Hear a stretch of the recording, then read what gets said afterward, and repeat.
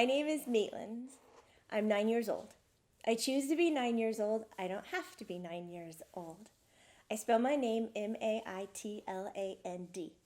And I love working with people and animals that are on Earth. And I love reminding people where they came from and how they can remain connected to it. And I believe that all life on Earth is equal, even if it's an insect or a plant or a tree or an animal or a person. And so I like to, what do I like to do?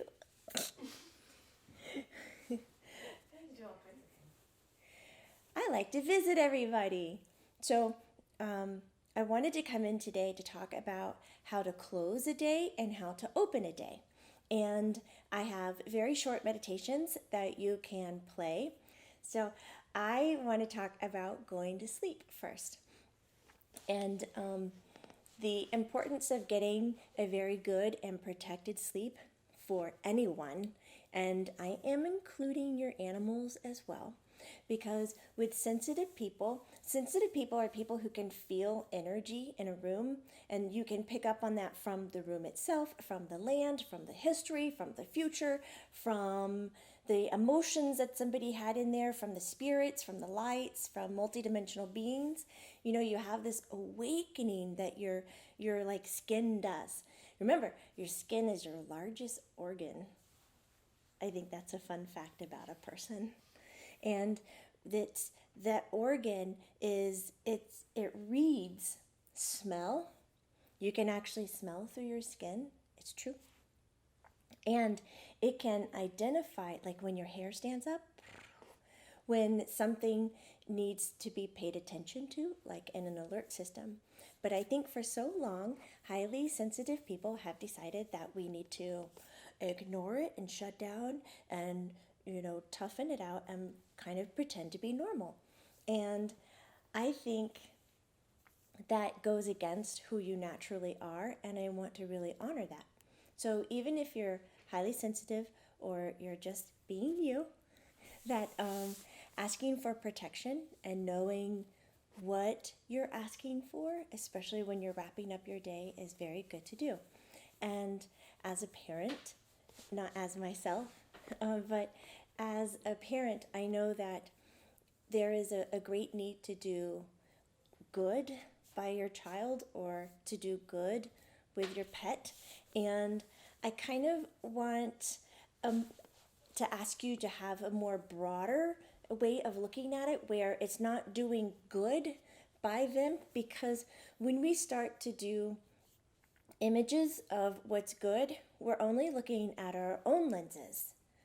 And when we look at our own lenses, then we might not be able to see what is, air quotes, good for the person, animal, tree, or being that we're speaking to. So the little meditation that I put together, it doesn't really focus on like good and bad. It's asking for serenity. It's asking for protection, which are two things that I feel are very important, as well as when you're going to bed. You ask for serenity, so that could be peace, calm, ease. And then you're asking for protection. And the reason we're asking for protection is that your needs as a being, it shifts at night compared to what your needs are during the day. So when you're at night, even all of your organs, your brain, your heart, everything changes gears, because what's happening to your body at nighttime is way different than what it's doing during daytime, and your energy is the same way. And so when we say protection, I don't want you to think that every night you're going into battle and that you need to have some kind of shield and pitchfork and things like that, or set the alarm, beep, boop, boop, boop, boop. It's not like that. It's more of calling in a very specific vibration of energy, so that it's like an icing on the cake, and it preserves the cake from kind of going stale if you leave it out of the refrigerator overnight, which is what we always did, because we never put cake in a refrigerator, but people do that now. And so when you put that extra layer of protection, it is helping the vibrations that are working within your body and your mind and your heart and your spirit to kind of do what it needs to do, and that it's not vulnerable to accept other energies and vibrations that aren't going to serve it well. So I'm hoping that makes sense, because I don't mean to battle. I just simply mean to protect, kind of like how you feel in a good hug or in, a good coating of love. So we have serenity, and then we have the protection, and then we have, I like to call it like a release button, where like the human brain really wants to hold on things and process them. And sometimes they bleed over into our dream state. But a lot of times that actually gives us a great answer. So that's good. But sometimes it just makes it run again and again and again and again and again and again, and it's not very fun. And so this release button says that, I'm looking at myself. I love myself. I have full responsibility for everything that I've done and said today. And that if there's a need for forgiveness for what I have said or done today, I'm going to provide that for myself right now. So we address kind of like the punctuation at the end of the sentence, this kind of release, that it's the end of whatever that is. And give ourselves permission to pick up on it the next day if we need to. So those are the elements that are in the meditation. And then I also have a statement that I wrote actually this morning with Jamie, but I had to work really hard to get her to wake up. I guess it was too early for her, but I was ready to write it down, and I made this for the younger kids so that you could just say it to them, because the age of what your child is will impact the length of meditation that they're able to do. And I would say when you have a toddler, that's the toddler age, even if you can just get them to focus for 5 to 15 seconds on a thought or holding a color or an image, that is a very great start into having meditation time. If you can get them to listen to stories for 30 seconds or a minute, this is great preparation in learning how to meditate. And then when they get old enough to talk, after you've done the story time to them, maybe get them to tell a story to you, because then that engages their imagination. And it's also great practice to begin meditation. And then around ages 3, 4, 5, that you can start saying, let's sit down and close our eyes and say these words. And then let's go into meditation around 5, 6, 7. And it's really, really great to have that as a discipline, just like brushing your teeth and taking a bath. Okay, so when you're ready, I like for the body to be comfortable first and foremost. Sigmund.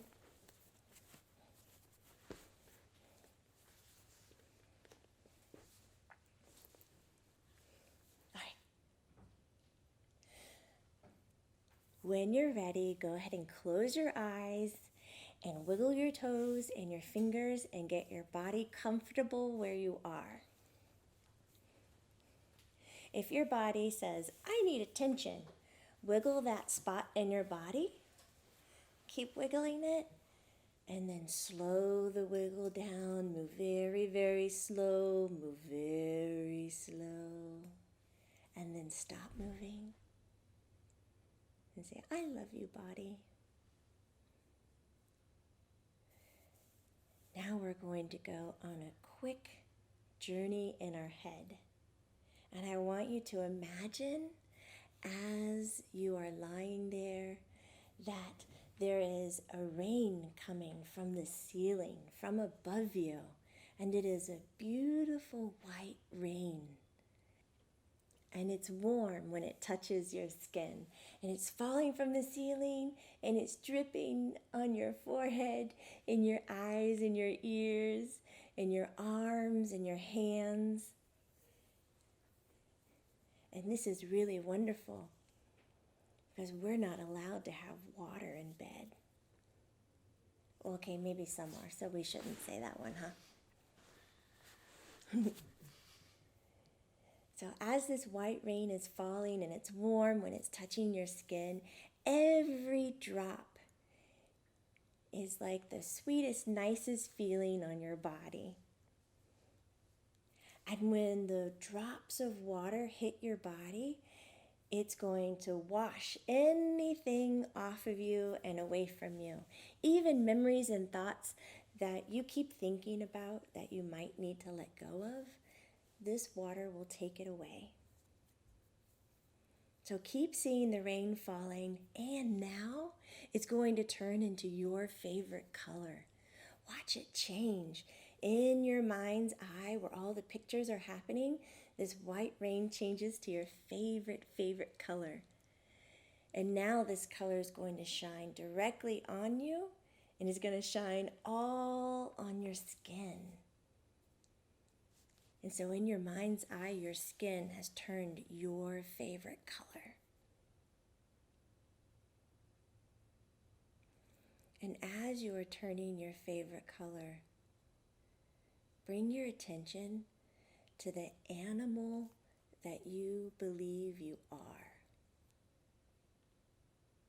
And see the animal in your mind's eye. And give it a name. Because this animal is your best friend. And this animal will sit with you all night long and make sure you have the best dreams, the nicest dreams, and the deepest sleep. Give a good, happy hello and thank you to your animal. And see yourself reaching out and hugging the animal. Now pick a place in your room where this animal is going to sit all night with you, every night. Thank you for keeping me company. Thank you for keeping me safe and warm.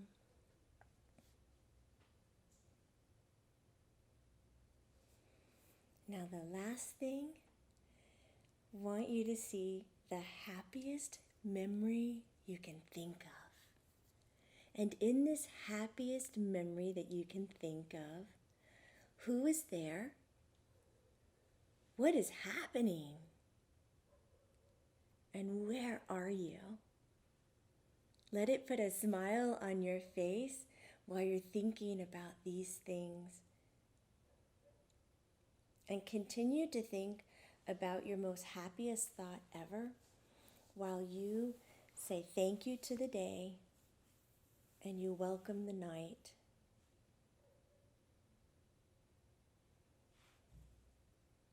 Keep thinking about this happy memory and let it take you into a very nice sleep.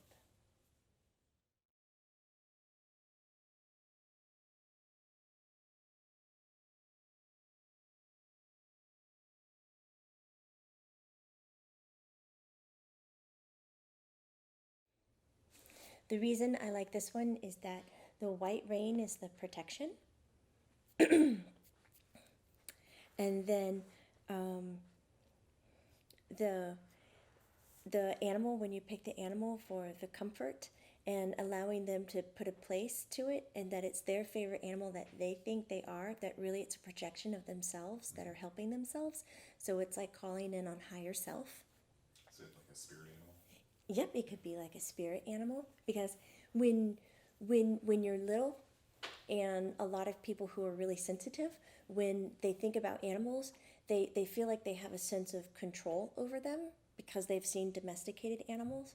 And so it's something where they then begin to feel like they're the authority or they know better. Mm-hmm. And so it's easier to connect like that instead of calling on a guide or something like that. That can be another person, and then they don't know how to see themselves against the other person.